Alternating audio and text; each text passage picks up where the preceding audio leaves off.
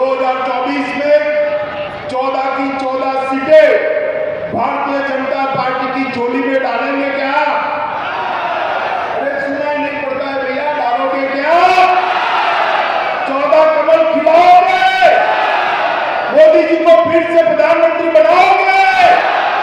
पूर्ण बहुमत की भाजपा सरकार बनाओगे? तो मेरे साथ दोनों हाथ उठाइए,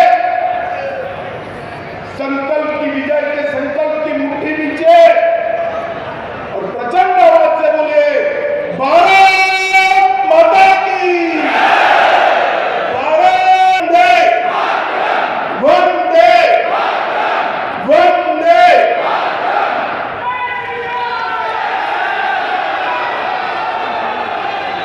कोल्हान के बाद संथाल परगना में अमित शाह के दौरे से बीजेपी के नेताओं और कार्यकर्ताओं में जान आती नजर आ रही है। अमित शाह ने अपने संबोधन में जहां केंद्र सरकार की योजनाओं को कारगर रूप से जमीन पर उतारने का दावा किया है, वहीं राज्य की हेमंत सरकार पर निशाना भी साधा है। उन्होंने कहा है कि राज्य की सरकार भ्रष्टाचार में लिप्त है, ऐसे में जनता उन्हें उखाड़ फेंकेगी। आज मैं राजमहल सीट के सभी मतदाताओं को करबद्ध निवेदन करने आया हूं। गोंडा जैसा विकास राजमहल में भी करना है तो एक कमल खिला दीजिए, मोदी जी को आशीर्वाद दीजिए। यहाँ हालांकि हेमंत सरकार की सहयोगी पार्टी कांग्रेस ने अमित शाह के दौरे को बड़े हल्के अंदाज में लिया है। प्रदेश कांग्रेस के अध्यक्ष राजेश ठाकुर ने कहा है कि रामगढ़ में उपचुनाव है और अमित शाह जैसे दिग्गज नेता यहां आ रहे हैं, ऐसे में बीजेपी की हार तय मानी जा रही है।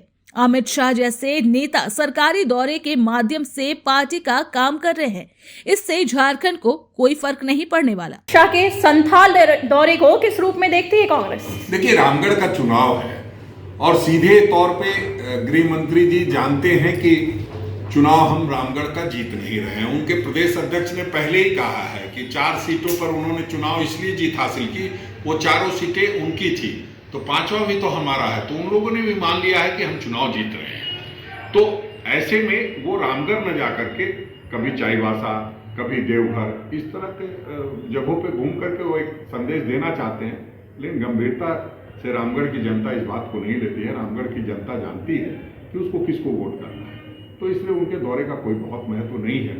अमित शाह के दौरे को 2 तरह से देखा जा रहा है।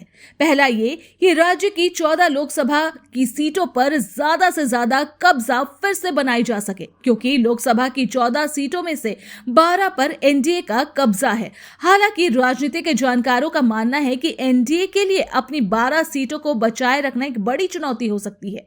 अब वर्तमान हालत में बीजेपी की नजर इस दिशा में है कि इन दोनों इलाकों में अगर जेएमएम और कांग्रेस को पिछाड़ा जाए तो साल 2024 में होने वाले चुनाव में बड़ी जीत हासिल कर सत्ता पर काबिज हुआ जा सकता है।